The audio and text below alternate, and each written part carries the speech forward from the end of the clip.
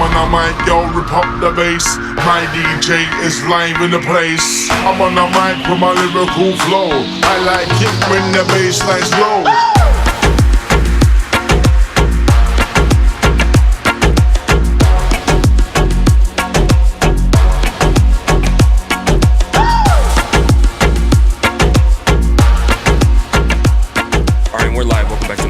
It's your boy, the one with the scar on his face, your boy SkarxFace, and today I got my co-host Jon. What's up, guys? We're another podcast, another week for sure. Yeah, and it's cool because today we have a podcast with another podcast on today's episode. Yeah. But anyways, this episode is brought to you by Dollar Shave Club. I mean, I can rant about them all day, but I use them all the time. I have like the razors, they have like skincare, hair care, you name it.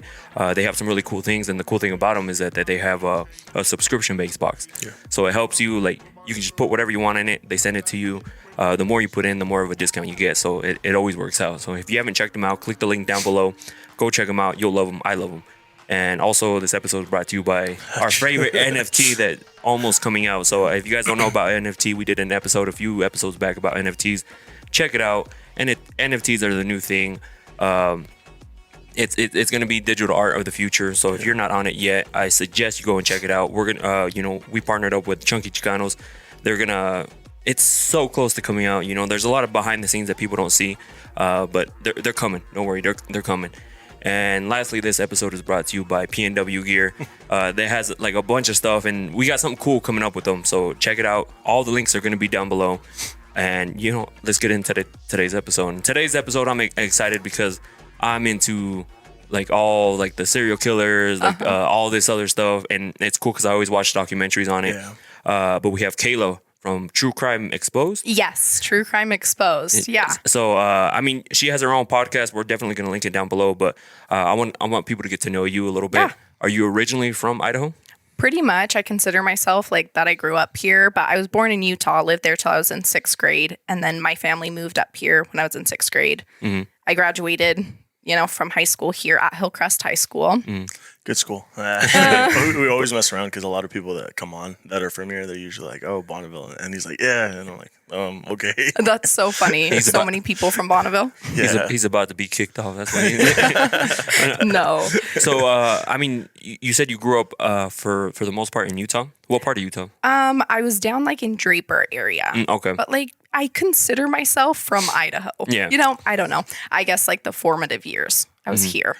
So. And during like elementary, middle school, were you into like the whole the crime stuff? You know what I mean? Like, yes, I was from a really young age. I like can't even remember when I started getting into it, but my grandma was like obsessed with Dateline. Who've watched it, I'm sure. Keith Morrison, he's like the best. And so I watched that with my grandma all the time growing up since I was young, probably too young, but yeah. And I've been into it ever since. Okay. And, so you ended up going to Hillcrest, right? Yeah. What were your plans originally? Were you gonna go to college? You like, because we all have like I was gonna go into business management. I don't know why. I know, it's like you have this plan and your life just like does not go there. So yeah, this was not my plan at all. But I did go to college after I graduated. I went to Boise State, but I really went there. And I cheered there. Okay. And so I went there for school, but not really. Mm-hmm. So I actually did go for criminal justice that year. But then I did a year and I like hated it because I was not there for the schooling. So then I left. I did cosmetology down in Utah when me and my husband got married. And then we ended up moving up to Alaska. And I just did the cosmetology up there. I even went back to school for a year. I thought about nursing. I was like, what am I going to do with my life? I don't want to do like cosmetology for my whole life. Mm-hmm. And then we moved back here. I did a lot of different things. And then one day I just had this idea, like, I think I'm just going to do a podcast. Like, I love it. I love podcasting. I love true crime. Like, I think I can do whatever I put my mind to. So I just did it.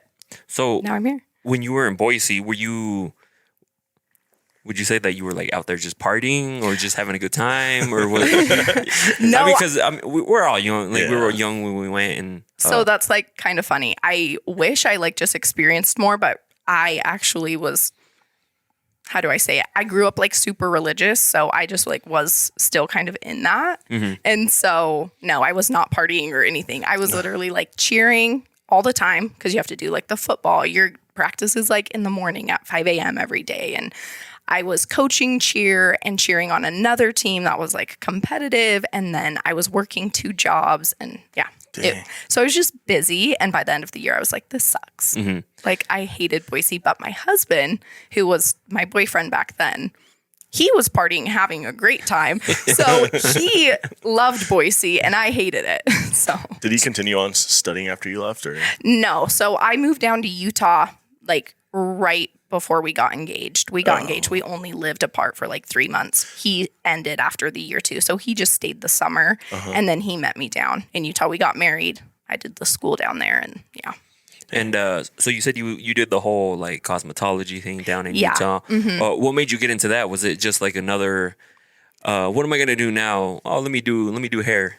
Yeah, I think so. I have no idea why I chose that because I actually in high school had this big hair phobia. Like I was so scared of hair that was out of your head. Like it grossed me out so bad.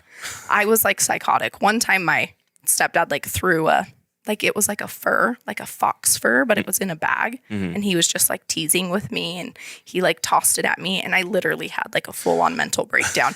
So when I was like, I'm going to cosmetology school, everyone was like, why? Like, why do you want to do hair? I'm like, I have no idea. I don't think I know what I'm doing. So but I ended up liking it. What ended having you guys move to Alaska? That's huge. I don't know.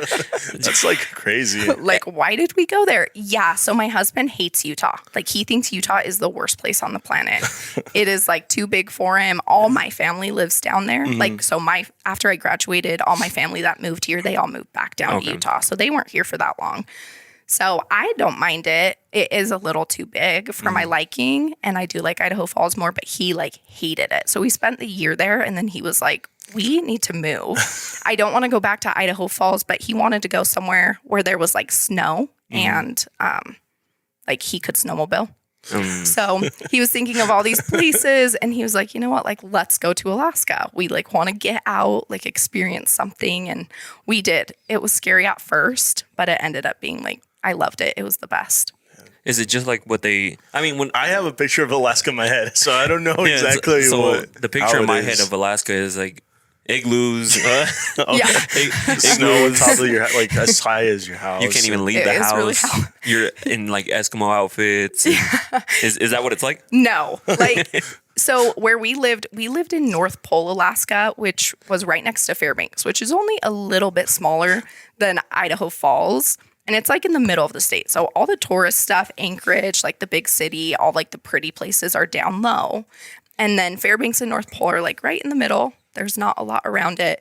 And then you guys are thinking of like the tippy top, which there is places like that. I had a friend that had lived there her whole life and she hadn't ever been to like the top, but her boyfriend, whatever, was working up there as like, they have a lot of unions, like electrician unions, like everyone's like a working class. I don't know. So he was up there doing that.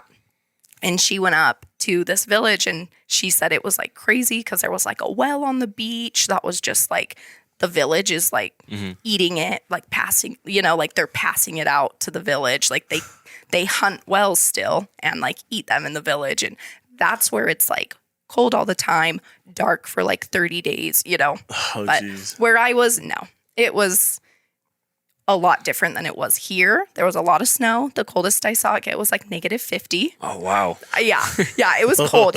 So like if you boil water and then you take it out there, you can like throw it up and it was fun to do that. And yeah, so it was way different than it is here, but it wasn't too small. No igloos. No. Yeah. Was it cold like all year round? So where we lived, I think was perfect for me because down south, like where the tourist stuff is in Anchorage, it's not super warm in the summer because it's like right on the ocean. So they get those like breezes. Yeah. I think it gets up to like maybe 70s-ish, maybe sometimes 80s in the summer. But where we were was right in the middle. And I don't know if it's in the United States or kind of all over the world, but it has like the largest range from like cold to hot that it can get. So like it got up to 100 sometimes in the summer, but then could get to negative 50 in the winter. So, and it only lasted like June and July. Okay. August is fall, and then it's like winter until June. I would hate that because I hate the winter to begin with. I get I know. annoyed here. You're like, oh, it's almost summer, and then summer just flies by, and you're like, oh, here comes winter, and like, Right. I couldn't do a long time. I think we live Idaho, as like much crap as we talk about it. I think it's like the perfect. It's size, like traffic. Yeah. I was talking to my some of my cousins that live in Salt Lake, and they're like, oh yeah, it takes us about an hour and a half to get Point of View. I'm like, I get frustrated going down on what's called Ammon Road. It takes me 15 to 30 minutes sometimes to get home. Ammon Road's been horrible. Like, Yeah, and you're talking about like rush hour, like yes. and then if not, you can make it across town in 15 minutes. But and then they're telling me like, oh, an hour and a half. I'm like, dude, I cannot do that. Not just Like, that, I think Idaho Falls is one of the few cities where you can literally wake up 10 minutes before you have to get to work and still make it on time. Hopefully. Yes, absolutely. Because there's some places where if you're 10 minutes before, you're like an hour late. Yeah. Yeah, no, I love it here. And then what made you guys come back to Idaho Falls? It seems like it's a black hole because everyone who ever like leaves Comes back. ends up coming back at I some hate point. this place. I'm leaving, and then the next year, like, what happened? 100%. I think it's just like ends up being a good place. Like when you leave, you're like, okay, it's actually It's not not too that bad. bad, yeah. When I was young, I thought the same thing. Like I'll never be there. Like I'll live in a city. And then I married my husband, so that wasn't going to happen anyway. But I forgot what you asked me. Now we're talking. What made you come What back? made to us come back? Yeah. We had our daughter up there. So my oldest daughter, she's 5 now, almost 6.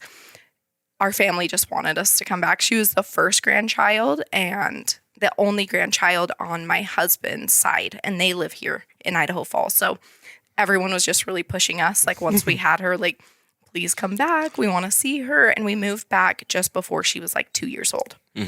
So yeah, it's always nice to have like your kids grow up with family around. Because my sister ended up moving back when they were about to have my nephew, and now he just gets all sorts of love from our side of the family. It sucks because my brother-in-law, his family is still out in Denver, but you know, wherever they go, they still have family. But it's good to have like that family, and they realized how different Denver is compared to Idaho Falls. Where would you want to have your kid grow up? You know, Right. You know, in that area where it runs the risk of running into the wrong friends and things like that, or in Idaho Falls, who isn't very, you know, I mean, there's crime, but it's not that bad. Yeah. You know, No. Unfortunately, it's been getting a little bit worse since everyone's moving to Idaho. You know, don't come to Idaho. Don't come. I know. Like it's not that good. It's like it's all right. You know, it's cold. Yeah. You know, you have to. Let's cut out the Idaho part and put a different state voiceover. So Yeah. we'll listen to it. Talking about like how California is so great. Go back there. Not really. What do you think? Like, I'm pretty sure we all know that everybody lives here. We're getting a lot of people out of state. Do you think the winter scared them? Like, if The winter scares them. Yes. So a couple years ago, before I had my second baby, I worked at a barber shop here downtown. And I had one guy, I was cutting his hair like every couple weeks, and he had moved here from Florida, and he was like, Florida's too big, it's too crazy, I want to come out here, it's beautiful, like the nature, like the mountains, I love it. He must have came in the summer. And it hit Halloween, and it was the Halloween that got like below negative. I don't know if you remember, it got really cold. We were actually in Alaska that Halloween, so I wasn't here, but I remember everyone talking about it. And he came back in, and he was like, yeah, I'm moving. Like, it was like 1 week after. And he's like, I'm moving back to Florida. And I was like, oh, why? Like, you don't like it? And he's like, when it hit negative, like below 0 on Halloween, I was like, I'm leaving. Like, I will not stay here. Oh man, you're It's like, like you haven't even gotten the worst. My face hurt when I go outside, and the people don't realize that that's why if you're listening to this, don't come to Idaho. You have to warm up your cold. car. You have to. It's cold. You have to your drive face slow. hurts. And you have to drive slow. I think that's one big thing. Is people don't realize how bad it actually is, but once you get used to it, Yes. So I think like if you're coming from somewhere where it's warm, it's like a shock. that's what happened to my buddy. So they, this was years ago. They wanted to move out here. They all bought houses, and you know, of course they paid their house cash because they moved from California. They sold their home, but as soon as they got over here in the summer, everything was fine. Everything was going great. And then it started snowing. And then he ended up staying. They let him stay here, but his mom and dad went back to California. They were like, we're out of here. Yeah, they were out, and then eventually they all just left. But that's they so don't funny. understand. Like it gets cold, and it's beautiful in the summer. Don't get me wrong. You Yeah. can go on hikes, you can go on all sorts of stuff, and it's close by. But in the winter, it gets pretty bad. Like especially if it snows. That's the sure. worst. Because if you don't know how to drive in that, I mean, you go to Salt Lake and it rains over there, and people are sliding off the road. I know, right? Cars are upside down. Cars are upside down, and I'm like, it's just snowing out here. Like it's crazy. So you come back, you don't know what you want to do. What was there some podcasts that you were listening to at the time? I only got into podcasting like maybe like 2-ish, maybe 3-ish years ago. Yeah, 3-ish. And I first listened to Cold. Have you listened to that? It's, Cold? Yeah, it's based out of Utah, and it is a true crime, like a season. So it's about the same story. I think it's like 20 episodes, and it's on the Susan Cox Powell case, which I don't know if you know that one, but it's really sad. They lived in West Jordan, Utah. It's a big case, and he did like the best job. He had all this audio recording from her husband and like her husband's dad. Big creeps, like the craziest audio you will ever hear. And he has it on that podcast. And after I listened to that, I was like, I love this. Like, this is so cool. And was that audio exclusively for him? I think so. Like he went out and did. If I remember right, like this was a long time ago, but I'm pretty sure he is like a journalist or he works for like a news place. And so he got all this information, and he was able, I think he got the audio from the police, because he also had the like main detective on the podcast as well. Oh, wow. He would like come and talk to him and like talk about the case. And then he has like 911 recordings on there. So I think he gathered a lot from the actual like law enforcement himself. Yeah. So you listened to that one, right? Yes. How far along after that were you like, you know what, I want to do something? It was pretty soon after that I started thinking like, I'm going to do this. So I do like lashes. So I'm still kind of in the cosmetology world, and I just have a lot of time to like think. Yeah. Like I'm just sitting there all day, and I just kept thinking like, I think I'm going to do this. I listen to podcasts while I lash, because it's just like makes the day go by faster. And so I just got these ideas in my head very soon after that. And I was thinking about it every day, and then it just happened. What, like equipment wise, because people always ask like equipment, especially if they're looking to get into photography, videography, podcasting. They're always like, what are you using? Like this and that. What do you recommend? What did you start out with? So at first I bought these microphones. I don't use them, but I bought like a bunch of crap, right? Because I was like, I'm just going to buy all this stuff. So I bought the Scarlett 2i2. So like a little thing like the audio processor, but it's just a little one. It was still expensive. So I was like, I'm just going to start with this because we'll see how this goes. I actually like it. It is a good audio processor. But then I bought these microphones. I won't even say what they are because I don't want to like diss the brand, but they were not good. Me and my mom tried to record with them, and we're doing, the remote recording, and they were just so bad. And so I ended up buying a different microphone. What is it? I don't even know what it is. Maybe a Heli? Does that sound familiar? I don't know. It was super expensive. So I was like, I'm just going to like bite the bullet and buy this microphone. And it like changed everything. My mom's, we're still working with hers because it's like the USB mics, because I just didn't necessarily want to buy her thing, but I might, because she doesn't do a lot of the podcasting. She just hops on with me. Every like now she and then. just records, the 1 hour or so a week. And that's all she does. So I was like, I just want to get her like a good microphone that just is easy, plugs right into her computer. I've bought her a couple. We're like figuring it out, I don't know what one that is, but. Yeah, it's because not a lot of people realize that. I always tell people when they want to start something, just start with the USB mic. Start with something, because they have to love this, what we're doing here. Like, it's a Sunday, we're recording, people, you said you have kids, you have a husband, you have things to worry about, but we take the time out to not just record, but to edit the podcast. Now, since we're doing video, it takes even longer. It's a lot more work. But I tell people, if you can fall in love with that process, not just the end result, everyone sees the episode you put out. They'll see that, but they don't see like all the recording that goes on, the scheduling that goes on. And then for you, like creating that content, like what are you going to do next? Like who are you going to cover next? And, so people don't see that. So I'm like, just get a USB mic, use whatever you got, just because it's a lot easier. And then if you don't like the process, then, obviously it wasn't for you. And you didn't invest a lot into equipment that you're just going to turn around and sell because... We'll buy it back. I've seen people buy, like, cameras. Spend a lot of money on cameras and lenses, but they don't like the whole editing part. And then they just end up selling it. And it's kind of funny that I tell them, like, I love Facebook Marketplace, but my favorite time to buy is right after school in Rexburg, where all the BYU kids are leaving. Oh my gosh, and they that's find so out funny. that they didn't like photography, or they'll sell everything dirt cheap, You're like like, okay. computers, cameras, like everything, and that's like the best time. But yeah, I do that with camera gear now, and I used to do it with shoes too, because but that one was during the year because some of these students that go to school, they'll buy an expensive pair of shoes, but then bills come up and they're like, I need to unload these. And then it sucks to say that I would like lowball them. I'll be like, hey, this is how much I got. I got cash right here ready to go. You want it or not? And they're like, no. I'm like, all right. I'm like, the offer's going to stay, but this is how much I'm going to give you.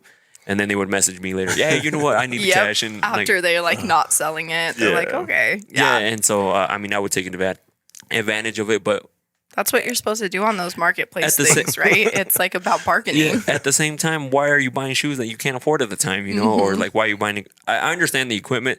They'll buy like something expensive, but they don't love the whole process. Me, I love the whole editing thing.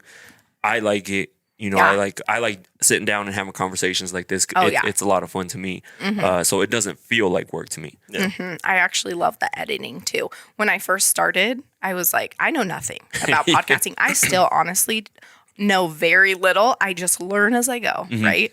So when I was starting the editing, I thought to myself, there is no way I can edit a full episode every week. Like, this is just going to be impossible. I think my first episode took me weeks just to figure out, like, what am I doing? Because, like I said, I have to edit mine and my mom's audio together. So there's, like, a lot of cutting and, like, putting especially together. Since there's that lag, too, with the Zoom. Yeah, because I don't like the lag. So I put it all together so we, like, sound, closer, like we're in the same room. But now I, like, love it. Like, you learn. You just got to get into it. And were you because this is another thing that people, like when they start a business or they start a YouTube channel, a podcast, they expect to become like a Joe Rogan overnight. So they're expecting all these listens. They're expecting all of these views, like on YouTube, say it's a YouTube channel. Were you going into it like expecting something like that? No. So I went into this planning on like I know I'm going to keep doing this. Like, I will make this, like, I'm going to only be doing podcasting eventually. I like that attitude. And, yes. And I went into it planning on the long game. Like, I knew it was going to take a long time, which I kind of got that. And this is nothing like podcasting, but even with me doing like cosmetology and lashes, I've been doing cosmetology for 8 years. I've been doing lashes all of that time. And like, I just barely, in the last year is when I went full time with it, and I just barely have 40 clients a week where I'm working 40 hours, right? And so all that time I was like making money, but it's like hit or miss. And now, like, after so much time, I'm finally really like consistent. I have lots of clients. Like, I'm not worried about scheduling people and all of that stuff, which I have like, I know a ton of people that have started the same thing, like lashes specifically, and they go for like 6 months and then they're like, yeah, this, like it's not working out. I'm not making money. And it's like, well, you have to literally be in something for years, I think, to eventually make it like your career or really make money off of it. So I kind of already planned on that. Everyone asks me all the time, like, are you making a lot of money off your podcast yet? And I've been doing it for 7 months. So I'm like, no, I am planning on that being in like the next 2 to 5 years. Yeah, because most people, my buddy told me best, shout out to Troy. He owns Graffiti Beauty and Barber out in Rexburg. He would always tell me, even before because he was one of the big motivating factors to make everything I was doing legitimate at the time. Like get an office, like just do everything, right? Yeah. And he's like, just chase your passion because eventually the money will come. When you chase money, the money runs because you're not actually chasing that good content. So when I started this, it was just mainly because I sit down already and have conversations with people and I talk a lot. Yeah. So, I have these conversations and I was like, why not record them? Yeah. Somebody could benefit out of it. For sure. And then I think that's a big thing too, is like providing whoever's listening good quality content. Because if you're just interviewing, I know it sucks to say because like just regular Joe Blow over here, he has no real story, no real content. And why are people listening? Right. Like today we have you who are also doing a podcast, and based on true crime, it's growing. Even, shout out to Rod. He was like, you should have her on here. Yeah. And I think you also, another person that recommended it, what's her name? Caitlin, I think.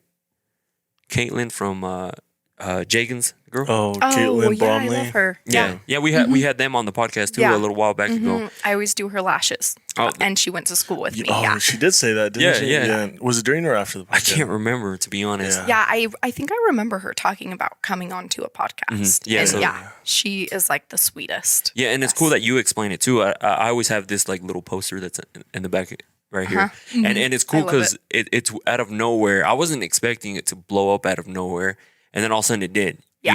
And then and it goes to show like what my buddy was telling me too. Like if you love doing it, just do it. Eventually, you'll make money off of it. And doesn't feel like you said, because we both are into like the whole media thing, so it doesn't feel like a job. It doesn't feel like a burden. Yeah. Because like it's like a routine. I think we've only like missed once or twice an episode. Yeah. So our schedule, I don't know what your schedule is. Our schedule is once a week, like to put out an episode once a week. We've been asked to do more, but it's kind of hard, especially if you have other things like a job. Like I have, like we do the media over at Tops, and then I also have my media company, and then I try to do this. And, it's hard to do everything at once. Yeah. But it doesn't feel like work. It's fun. It's like a hobby. Yeah. You're like working on it. Yeah. I think the coolest part is getting approached by people that you might know, you might not know, and they tell you like, dude, I listened to this episode. I don't even know how to act because I'm like you're like geeking inside, but I think it's so cool. Like I know. I was telling my fiance's cousins are like, they live in Salt Lake. And like, yeah, we listened to it. And I'm like, oh yeah. Like, I'm like, well, that's what people are going to tell you. Yeah. Of course. But they're like, no, I listened to So-So's episode and I think you should talk about this. And you're like, what the heck? Like you're really listening it's to really me. rewarding. I think like you said, money will come if you chase your passion. But I think the reward during that journey is like getting that feedback for sure. Yeah, because I get that. It's weird. Like when that's why my face is kind of red. I was at the gym right before this, right before coming over here. And I've had people come up to me and they're like, hey, like, I really dig the podcast, and I'm like, oh shit, I don't even know this dude. For example, one time I was doing cardio on the elliptical. I'm just like going at it, And some guy, he just came up to me, like he had his phone, he flipped it over to me, and it had our cover on it, and he was like listening to it. I was like, oh dang, I was like, my gosh, that's so cool. And it's cool, like it's a weird feeling, and it's cool because people are liking the content that you're putting out, and like I started listening to yours. My biggest thing is audio. If they don't have good audio, I'm immediately checked out. Yeah, you're like, bye. But I was like, oh, she has really good audio. Thank you. So that's a big thing. Like if people are looking to start something, that's why I tell people not to use their headphones. Yeah. Because you can get that echo and stuff like that, and then try to at least soundproof wherever you're at. Yes. Because it goes a long way. And that's why I always get guest water too, because for the sound clicks. Yes. I'm like, dude. It's for the sound clicks, but it's also for, to keep, I mean, when you talk for a long time, your throat gets kind of weird. So, I mean, let's get into your podcast. Okay. True Crime Exposed. Where did this name come from? Honestly, so I wanted something really simple. Like, it's not super creative, right? But I wanted true crime in it just because when people are looking for something true crime, I just wanted it there. Just really simple, straightforward, true crime. And then I was like, what can I put at the end? And I just thought about it. And I really liked the exposed, I don't know, kind of like what I could do with the logo with the exposed. So I decided to do that. And then I kind of just took it as like, we're giving victim stories exposure. That's really important to me. Like the biggest thing that I'm trying to do is victim advocacy. Like I'm not just trying to tell stories for like entertainment. Like I do want people to like do things and volunteer. We highlight an organization at the end of every episode just because it's like, get out there, like help some sort of organization like fight these crimes. Because in my head, it's just like, I don't understand how they're happening. Just there's evil everywhere. And so that's my biggest thing. And then just also just exposing like the things that happen around us. And yeah, so it all kind of came together like that. Go ahead. What kind of so you kind of talked about the you said it's a podcast where he like brought on like the police, the detective, and No, that was the other one, right? right. Is that's a podcast, right? The one that That like, you were just explaining listening to, yes, where he like brought people on. Yeah. So do you for your planning on yours? Because I was talking to him actually, and I'm like, dang, like to get all these facts and all the information. Do you do like a planning sort right before you release it, or is it kind of like what's kind of the process? Yeah. So I can't really like just go on there and just talk because I would never remember all the information I have to give. So I do write out my episodes. Okay. I try not to like simply read, but I do have to have a lot of info in there. So I have that in front of me. An episode is usually like an hour episode is around 8 to 10 pages. But a lot of times I do like 20 pages and then those end up being super long or I need to split them into two. So that is actually the hardest part because I love everything else and I love the research, but writing it all down, writing 10 pages takes a long time. I'm always like, okay, like I can do this. Like I'm 1 page in and I'm like, that didn't take very long. Yeah. By 10 pages, I'm like 6 hours in and I'm like, holy crap, this is taking forever. So yes, that is what I do. And then I also, like that other guy brought those people on. I do bring people on, not every week because it's hard to find, you know, families that are super open every single week. Yeah. They have a lot going on, you know, they're dealing with enough. So I've had, I think 5 episodes out of my like 30 that are like family oriented. So the very first one I did was with Christopher Tapp from here, who was wrongfully convicted. Do you know that story? Was he the Hispanic dude? Yeah. Yeah. And he was wrongfully convicted in the murder of Angie Dodge. And he was in prison for 20 years. You know, he got let out, still was like legally considered her murder, ends up getting exonerated with genetic genealogy, which is like new technology. That is like the coolest thing in the world. So I actually had him come to my house. And this was ended up being like a whole year before I got my podcast out. I was like really insecure in the beginning. Like I kept listening to myself and I was like, I literally hate myself. Nope. Yeah. Like I cannot talk on this thing. I made my mom re-record that episode with me, our very first one, like 10 times. She was like, I'm not recording this anymore. Like this is getting boring for me to listen to you tell this story 10 times.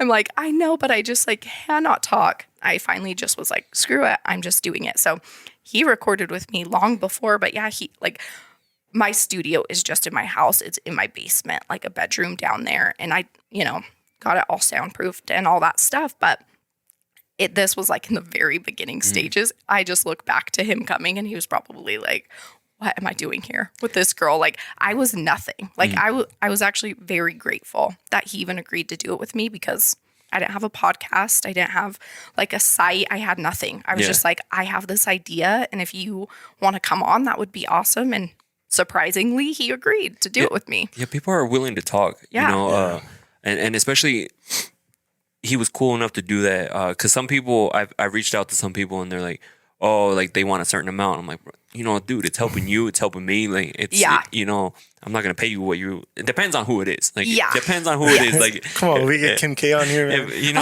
That would be incredible. Please invite me over. So what's happening with Ye here? Yeah, because if you do that, all of a sudden you can sell the advertising and it just pays you back. Yes. People don't. There's ways around it. Yeah. But and I offered him, like, I don't pay people for interviews either, but he was my very first one, and so I was like, if you want me to pay you, like, I'll pay you. Like, if you want to help me, that would be awesome. And he asked me to just do his daughter's hair because he saw that I did cosmetology, which at that time I wasn't doing hair anymore. I was just only doing lashes. And so I was like, well, I'm not really doing hair, but like, I will pay my friend to do your daughter's hair. And so I just set her up an appointment, paid my friend, and so I traded that. That's probably intimidating too, because I remember, at first, like, this is why I wanted to do this. I know quite a bit of people who are like entrepreneurs, have businesses. So I've talked to them before. So it was easy. It was natural, like when they came on. But where I started getting nervous is when we started getting like these big YouTubers.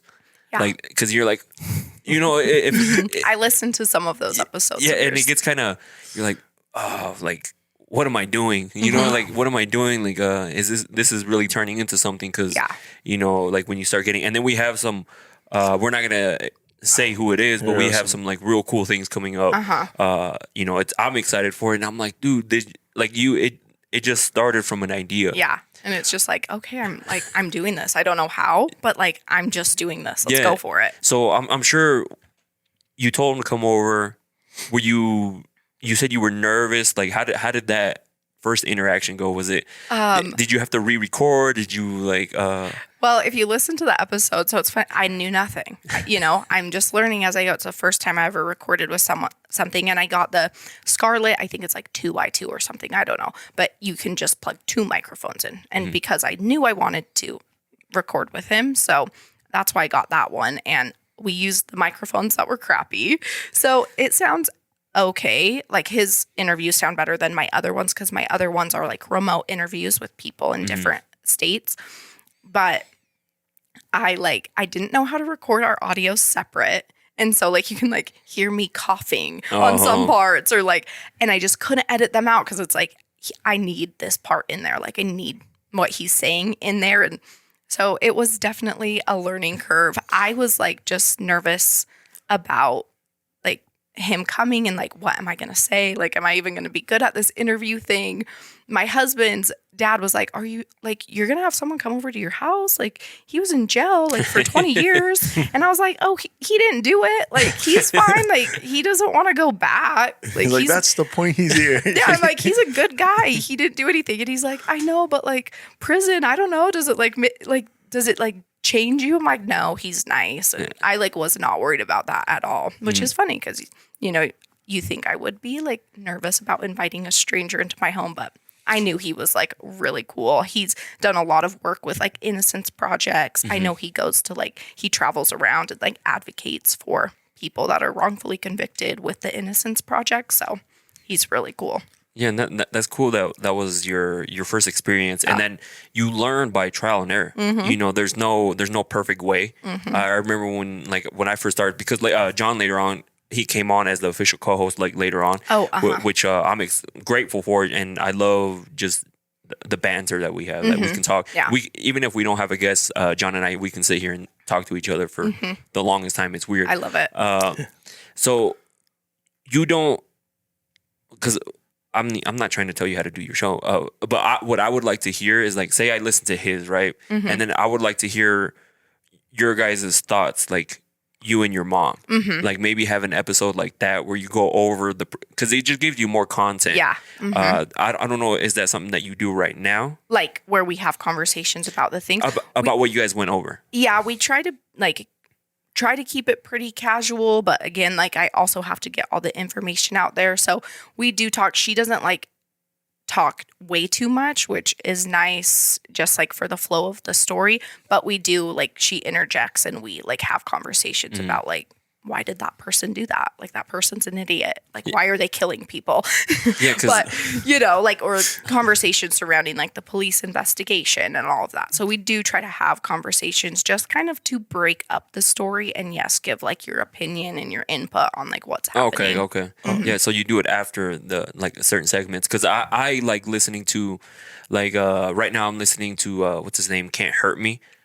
David Goggins' book, and it's the audio book, and I like it because they'll go over a chapter, and then right after it's David Goggins and the narrator, which is his friend, and they just sit there and talk about it. But I wish they would have like something separate, like where they sit and talk about the whole book. Let me finish the book. Yeah. And then like and let's then get just into like it. hop on and just have like a conversation about the case. Yeah, so I mean that's would cool be that you really guys do that, and I definitely want to check out that especially that Chris Tapp one. Yeah. That's his name, right? Chris Yeah. Tapp. Yeah. I don't know how I Listen. sounded it because it was my very first one. I just listened to another podcast and they were saying how one of their people, like a new listener, was like, I'm going to go back to episode 1 and start there. And she was like, I don't think any podcaster like really wants you to go to the beginning to start. Like maybe start at the end and then go work back. down. Work your way Because then back. you're like, oh, this was the beginning, which I think it was a good episode. I had a lot of people that liked it. I had a lot of people that were shocked. Like, I think when I was doing it, people were like, what are you doing? Like, you've never done this. And so I had a lot of people reach out and be like, that was like actually so good. So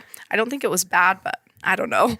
I haven't listened to it in a long time. I mean, someone for your like, if I would go back and listen to our first episode, it was me and I had a couple of my buddies. I'm just like, what was I doing? You know, like I didn't know what I was gonna do with this. You know, but I leave it so people can see the growth. Oh, for sure. How it changed, how it evolved. Yeah. That way people can see like, oh, this is where it started. It started just like a random equipment. I mean, I did have some okay equipment, but then it was nothing like this. Now, Yeah. like I love how this sounds. I know this is like a cool Right. setup. I love this. Right. Like just connected. Yeah, because I wanted to do it this way. Some people like, oh, those are like announcer headsets, but here it leaves your hands free. It makes sure that I'm getting good audio. Yeah. Like you're not moving away from the mic. Like Yeah. you look this way, you look It's that really way. cool. And then this thing, I like how it separates everything into single channels. So like say you do cough, I can cut it out, you know, Exactly, and yeah. it makes it so much easier, clean your audio. Yeah. So after you do that episode, how many episodes did you record up until you released your first episode? I only did 2 episodes and then I released like my first one and then I still waited the week. I think they kind of say like you should release a few episodes at a time, but it was so much work. I was like, I'm doing these 2 episodes. I had them ready and uploaded, but I still spread it out a week just so I was like ahead, you know? And so I was not behind. It's funny because that's what they say is at least have like when you're first going to do something, at least have like 3 or 4 episodes ready to go. And so I use Anchor FM. I don't know what you use to like host your podcast. I'm using Audio Boom. Audio Boom. So I didn't know how to schedule something on there. So I'm just like messing around with it, like messing with it. And then all of it says sent to publish. And I'm like, what? You're like, wait, what is it? I was like, I was trying to cancel it, but it wouldn't let me cancel it because I guess in the beginning when you first release your episode, it sends it to all the platforms to make your account, like Spotify, Google Podcasts, and you can't stop it because it's going. And I'm like, well, I guess it's out. You know, This is it. Because it went live on a few right away. It took a little bit. The longest was Spotify. It took longer on Spotify, but then after that, I didn't have the 3 episodes ready to go, so I was like, well, we got to get to it. And ever since then, I don't think we've taken off more than like a week or anything like That's that. just because things line up and we can't. Yeah. Just because we don't want to. Oh yeah, But- I didn't release an episode this last week, and I know I saw your Instagram post. And my uncle called my mom and was like, "You guys are dead to me. Like, I just put this on for my drive down to St. George, and you guys didn't even have an episode out." And I was like, my voice was gone. yeah. So I was like, sorry guys, I should have like prepared for that, but I didn't think like I never thought, my voice is going to be gone, and I'm not going to be able to record one of the weeks. So What's your schedule like? So, like with the releasing and releases, stuff, yeah. I release every Wednesday. Every Wednesday at a certain time, or just I think it on my publishing site, like my hosting site, I just have it set to release at like midnight, which surprisingly, sometimes after it releases, which of course it takes like a little longer to get out to the thing. So sometime in the middle of the night our time. But surprisingly, like I've gone on there before and it's like, oh, like all these people have listened like 10 minutes after you release it at 2 in the morning. It's like, oh, okay. I don't know what you're doing, but, or maybe they're probably in different parts of the world because, you know, there's people everywhere, but it's just funny to me. I'm like, all right. Maybe it's like the people that are also real into like the whole true crime stuff. You know, they're like, I mean, they don't sleep at night anyways. It comes up and they're like, oh, I'm listening to this. Yes. Have you ever had a like difficult time coming up with the like content, or do you just go based off what? Because I know you've done some on the Gabby Petito. I did like case. A mini-sode on that, just like the conversation. I was going to ask you about like big cases. What's your delay? Like, for example, Gabby's case, what was your delay on how long you released the episode? Because it's like hot news at the moment. Yeah. So I released hers like right away. And that's why that was the first mini-sode I did. So like an episode does take me a while. Like I said, like it takes me a lot of hours to write it, we record, and then it takes me a few hours to edit it. So with the Gabby Petito, I was like, I need to just get this out right now. She's not on my schedule. Like I'm working on another case. And so it was just one day I had like 3 hours a break between working and I was like, I'm just going to get this out. So I just wrote all the information. Like I didn't write like out the episode, but I was just like, hey, this happened and she was at this place. And I called my mom and I was like, let's just record. I'm not going to edit it. I'm just going to put the audio together. We still record on separate tracks, but I just was like putting it together. So there's like more lag in that episode, but I just went on there and was like, I'm not editing this. Like this is as raw as we are just getting on and we are just talking about Gabby because like you said, it was like news right then. Yeah.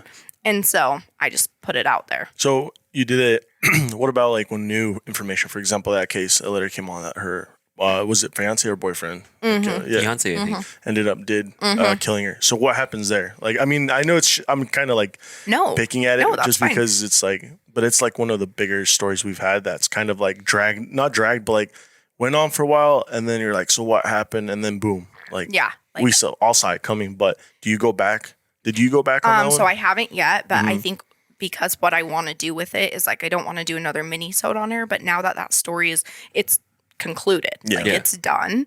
There's no more going on. I was hoping that I wouldn't have to do anything till he like went to trial and was convicted. But now that it's all concluded, I just want to do like a full episode, which in my episodes, I really try to talk about the people, like really get into their life. And so, yeah, that's what I'm going to do. It will probably come this year, but it will be like, okay, we did this mini-sode. I'll probably retell a lot of the stuff we talked then, but it will be just like a full episode and like come together on her whole story. So your I guess your stories are only based off of just like murders or like any kind of crime, or what kind of lets you like, oh, that story is good enough, or it has to be mainstream?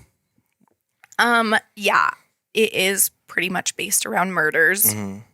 I would like definitely cover, you know, like assaults and stuff like that. I just haven't gotten a lot of stories that are like big or really out there. A lot of the times when victims are like living, they also want kind of their privacy, especially if it's like a sexual assault or something. Sometimes it's hard to talk about that unless the people are like open about it. So it would be cool if I had someone that wanted to come on and talk about something like that. And like, that's what they were doing.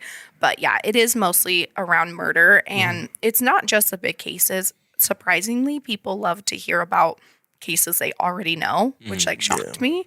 But so I do both, but I also love to like find those stories that nobody knows and like I've never heard of and no one's talking about it. Have you seen that show on Netflix that came back maybe a couple years ago, Abducted in Plain Sight? Yes. I don't know if you've done that one. I have not. That's but one that's that blew my mind on Netflix. Especially since it's so, I don't know if you knew it happened here in Pocatello. Pocatello. Yeah. Yes. And I was working a few years back at this business management firm, and the show was popping at the time, and I was talking to my boss, and I told him like the story of the show, and he's like, he got up and he pulled a book out, and he got one of the first copies of the lady, because he was doing their stuff, like accounting stuff, and the lady, I guess it was the mom that happened. He's like, oh, we're doing the story, blah, blah, and we're writing a book. And it was when the book was first going to come out, and he pulled it out, and I was like, this was one of the first, like, I guess, almost final version of the book, actual book, signed by the lady. And he's like, yeah, this was huge back in the day. And I'm like, dude, it's popping on Netflix. Like, yeah, like it's huge right now. Yeah. And he's like, yeah, I knew the whole family, like the story. Well, and I guess, yeah. And I'm like, dude, that's why I love that series. Cause like, I guess Netflix was pretty close to what the book was. Mm-hmm. So, oh, that's cool. And so there is a podcast. I listen to this podcast, True Crime Obsessed. They cover documentaries. So they like recap true crime documentaries. They're like hilarious. It's like a gay guy and then his friend. And they are just like funny. They have lots of banter. And so they cover these like horrible stories, but they're like joking with each other, not about the stories. And they have like a network. So they started another show and he worked with the director on Abducted in Plain Sight. I think it's called Obsessed with Abducted in Plain Sight, something like that. Look up, Obsessed and Abducted in Plain Sight. And I don't know I don't think he did it like funny like he does his other one. I think he got a lot of information on like the people and extra info just surrounding that story. So if you love that story, that would be I'm gonna have to look like a that good up one for to sure. listen to. Yeah. That's pretty cool. I'm one of those guys that I was about to say where I research the same thing over and over, but just like somebody else tells it slightly different. Right now, I've been watching a lot of it's called Our History on YouTube. I was gonna be like Yellowstone. no, Our History on YouTube. It's a new channel. It's fairly new. It's been growing a lot, but some of their stories they're coming out with has like new information. Even if it's a little bit, I'm sitting there like glued to the screen because I was like, what was that little bit information I don't know? Yeah, especially like the serial killers like Jeffrey Dahmer and Ted Bundy and things like that. I didn't like the movie. I don't know if you saw the movie that Netflix came out. Yeah, I think I liked it because like Zac Efron is in it. But then like I also was conflicted because I'm like, I love him, but like I hate that guy. You know? I didn't like it because they focused mainly on the courts, like the whole court thing. Yeah. I was like, he was known because he murdered people. I want to know like about the crime. I kind of like the aspect of like showing their relationship. That was interesting to me, but I have heard a lot of people hate that movie. Yeah. So what are some of the things that have shocked you researching some of these episodes that you do? The most shocking ones I do are really when I talk to family members, and maybe just because like they're so emotional and like this is like such a big thing to them. Like when I'm talking to them, I'm just always like my heart hurts. I'm like shocked by what they're telling me. Like I talked to one mom whose son was like beaten really badly. His skull sunk in, like he had it's I think called sunken skull syndrome, and he ended up being in the hospital for like 2 years before he died. But he never left the hospital. Like he died as a result of being like brutally beaten. And the guy who beat him, he had been charged with like a misdemeanor and spent like 90 days in jail, maybe even 30. I don't remember. But that's all because the police were saying, oh, like he just hit him once and he like fell and like hit his head. And that's how he got that, which it's just like, it's not right. Like he had fractures on his face, his skull, the side of his skull. Like he was beaten bad, but the guy was a police informant. And so she just thinks like that he's getting off easy because he is an informant. And, you know, maybe not, but just like talking to those people, it's always like, wait, what? Like he was beaten so badly. If you see the pictures, it's like horrifying. And like the guy who did it spent 30 days in jail, 90 days in jail, I don't know, less than a few months. And like, he's just out free and people are advocating for him to be charged again. Now that this guy is Stephen Augustine is his name, now that he has passed away, like, okay, like he needs to be charged with murder. But they say if it was one hit, then he can't be charged with murder. I was like, oh, okay, so you can hit someone once, and if they die, you can't be charged with murder. Like, that makes no sense. Yeah. But those are the things that, like, really get me, because I'm like, what? Yeah. Is that one that also made you pretty upset? Because, I mean, that's kind of upsetting. Yeah. Or was there another one that just stands out? Maybe the dude didn't even get convicted, you know? There's so many like that. Like, people get off so easy. It's just some of the sentences, it's like, what is happening? I did one. It's a guy just out of Utah, and I don't think a lot of people know about him, but his name's Mark Burns. And my mom works with a lady who was friends with him, and he was like a big creep, which thinking back now, she's like, yeah, he was really creepy. I just thought that's how he was. But he was like a serial rapist, and he ended up killing people in the end. But he started somewhere on the East Coast. I would have to go back and look, but he did like a really horrific rape out there and like in a McDonald's bathroom. And he got the death sentence for it because back then it was like maybe 1970s, 1980s. They were like a lot more strict on that stuff. And so he got the death penalty, but then he only ended up serving a few years and they let him out. Oh, wow. So it's things like that it's like, really? Like, why didn't you keep him in? Which, is the death penalty a good sentence? I don't know. I don't know where I'm at on that. It's a very gray area, but he ended up coming to Utah. He raped a ton of other people, young people, I think young as like 11. And he just snuck into their homes and all this stuff. And he ends up like, he killed a person that was hitchhiking. It was like a transgender. So he said like, well, the guy deserved it because I thought because I thought he was like a girl, but he was a boy.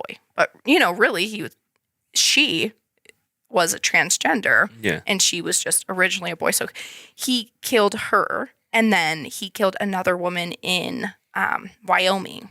Like, shot her, left her kid in the backyard, 2-year-old kid. Left the house, left her there until her husband got home that night. And it's like, yeah, he should have gotten the death penalty.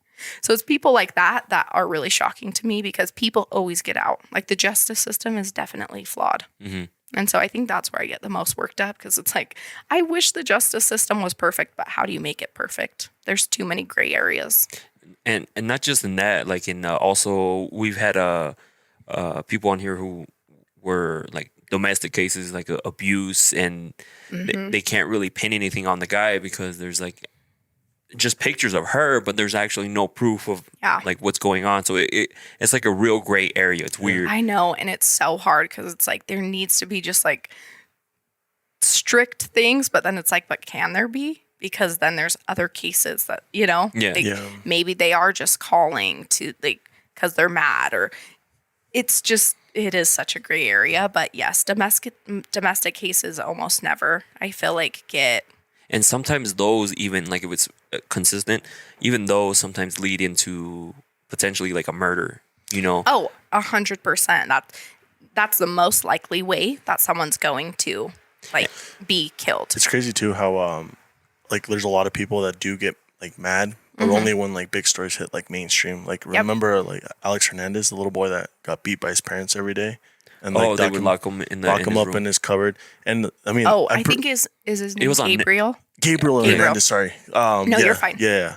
And that, I mean, imagine how many other kids like or people happen like that stuff happens a lot, but only people get mad or like things get done when things do hit like like media sources because the same case in the whole that Gabby Petito, I'm sure there's other people who are in similar situations and that end up leading to to a murder or something like that. And but it's hard to convict them in the beginning because there's all these loopholes. Like, do you have proof? Do you have this? Do you have that? And they get off easy a lot of the time. Like, it's the same thing with the O.J. Simpson case. I don't know if you have heard or know.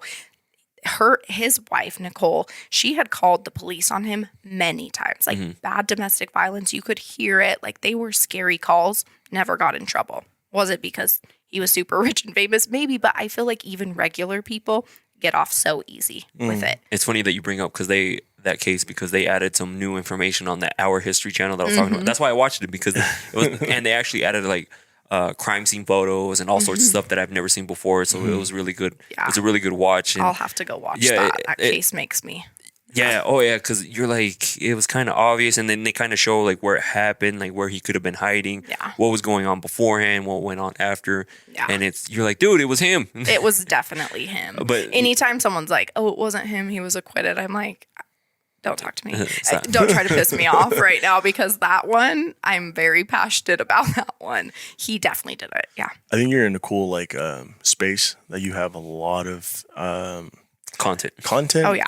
That you can like you said, you're very passionate. So there's a lot of cases. Like you could just go down like a hole in like, oh, this case and this case and this case. So many rabbit holes. Yeah. Yeah. That's the sad thing about the genre is like it will never end. Yeah, There unfortunately, will always be new content, which is horrible.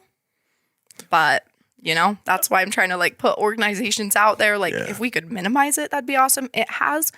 I think homicide has slowly decreased over time. Like from the 70s, like that was like the time of serial killers. So thankfully violent crime has gone down a little in that way, but Was it because it's all the cameras? yeah, There's cameras like, everywhere. You're far more likely to get caught now. Like back then, I think people were like, even there's a lot of people getting caught from the 70s now. Yeah.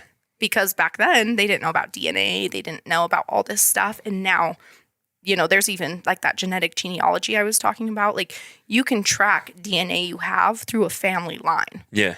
So it's like no one ever thought that was going to happen. So it's actually very cool. That and people are getting caught off those Ring cameras too. Yeah. Because now they'll be like, oh, I wasn't in that area. But then all of a sudden they catch 6 you. Ring cameras, see the same car. That's your car, isn't it? Yeah. I think it's so cool because it's so inexpensive. Yeah. Like now anybody can put something or some Yeah. security. Because I Just put it remember up. back in the day, like to put security cameras in your house, you must be balling because that's Oh, expensive. yeah, you had to like be. you're rich. But now, like everybody has something. I mean, it's also with like computers. Computers, they used to be super expensive. A laptop used to be super expensive. And I mean, if you go back to all like the first computers, like they did not fit in the house. And now you can, you know, you have can one in your afford them. pocket, basically. Yeah, It's crazy. And TVs, I'm sure we remember when the flat screens were first coming out. They were super expensive, and only rich people had them. But now you can buy them for like $200. You know, And I saw one the other day. It was like, I was like, what it was like a piece of paper, huh? It's literally insane. I remember like the phones even getting, Oh, yeah, you know, like the flip phone. iPhone didn't, I think it maybe came out when I was in high school, but like, it's like you start with like the flip phone and then I like moved up to the BlackBerry. Like that was super cool. And then like the Razor and then like the had Sidekick one. or the Switch or whatever. And it's like, wow, technology just, it is crazy. iPhone 4 hit the market, dude. I remember that changed the game. In high school, my freshman year, my friends were like, oh, look at the iPhone. I was like, what the? What is this? yeah, it's crazy. Touch screen so and everything. Weird. Yeah. Yeah. So on your when you're covering all this stuff, have you ever received like some sort of backlash from like family members or people who are like obsessed with the genre? I haven't on any cases except I covered one case, which it was pretty recent. It was a big case. And what I did was I talked with the family and there's no other information because this family thinks that their son was probably killed, but his death was ruled a suicide. I don't know what it was, but from the information I got from the family, like I see their point, you know? So I covered it because it blew up on TikTok. Mm-hmm. And for some reason they agreed to do it with me. Mm-hmm. So they interviewed with me and I just reached out to them right when I saw it and was like, I do this thing. I didn't know it was going to get super big. I saw it and then I was like, I'll message them like if they need help, like they can come on my platform, and they agreed to do it. And so those episodes were really big right away because a lot of people were invested in their story. Like I think their Instagram went from like not even 200. I swear they had like 80 followers and it went up to like 9,000 overnight. So yeah. And like one of my favorite podcasters, like a true crime podcaster, she followed them. And so like when they agreed to do it with me, I was like, wow, I'm just going to cover this story, even though I can't get any information from anyone else, you know, but I just say that in the beginning, like, this is not anyone else's story. This is not the police's story. So there's a lot of like insinuation in that story from the family about his wife at the time. And so it wasn't really backlash, but I had a couple of her friends reach out and just be like, hey, like I have this other information. Like if you want it, like we don't think she has anything to do with it. And of course, like she's never been charged like or anything. And so I just kind of took that from them and I was like, I felt like kind to them, like let them know that like I hear them. I do know there's two sides to every story, and they were like really responsive to that. So it wasn't negative. Yeah, because I remember I did a podcast a while back ago. It was with Jose. He does he he ended up shooting his own cousin in a drive-by. And like he had just gotten out of jail and he came on the podcast. And I just wanted to get to know like, you know, what motivated him and everything. And some of the things he said on there, I had somebody else. This was the first time I ever got backlash over a podcast. I had somebody reach out who's like, that's not what happened. This is what happened. And like, I'm like, it's cool to get two sides of the story. I was like, he's telling me this, you're telling me that. I was like, feel free. I was like, if you want to jump on, let's do it. Come on. Tell your side of the story. And they're like, no, I don't want to. And I showed it to Jose and he's like, dude, they're lying. He showed me information. I was like, I'm not the middleman. I was like, if she wants to jump on and tell her side of the story, cool. If you want to come back on and tell your side of the story, let's do it. I was like, but I'm not going to be like, well, he said this or she said this. You know, I'm like, I'm not here for that. I'm like, I'm here. I put your story out. If she wants to put her side of the story out, cool, let's do it. Yeah, I just interviewed like a couple weeks ago on this other podcast, the Josh Terry podcast, and he's like a lot bigger than I am. And he interviewed the guy I interviewed like just like a couple days before me. So that was like an interview show like this with the dad. And then mine was like a show, like a story show. And I interjected like the dad into it, helping me tell the story. But so he reached out to me and was like, we covered the same case. Like, do you want to come on my podcast?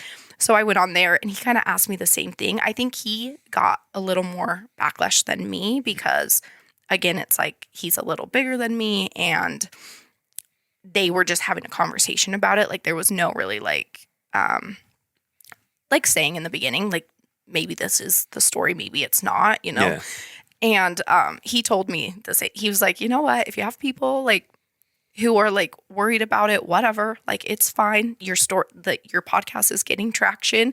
And he said it is not our job to like dictate what stories are real, like we're just here to get the content, get the interviews, put the information out there, and then it's up to the listener themselves to decide like what they think about the story. And I was like, oh, that was like a really good perspective for me too. Cause you know, I was a little like, oh, like this is hard for me because there's no other research I could get where all my other stories have actual evidence to back everything up.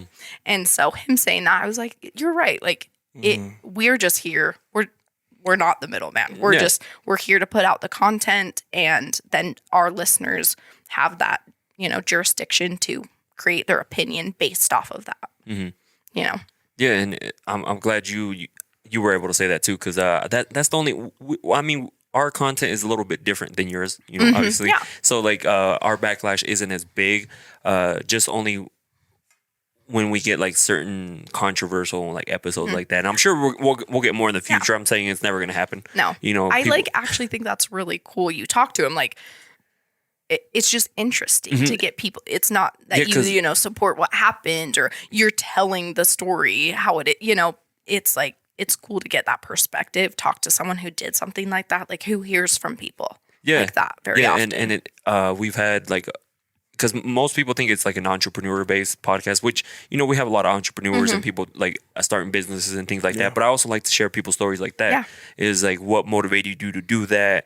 I've had people, we had Belinda who her husband ended up passing away trying to cross the border, you know, how that destroyed the family.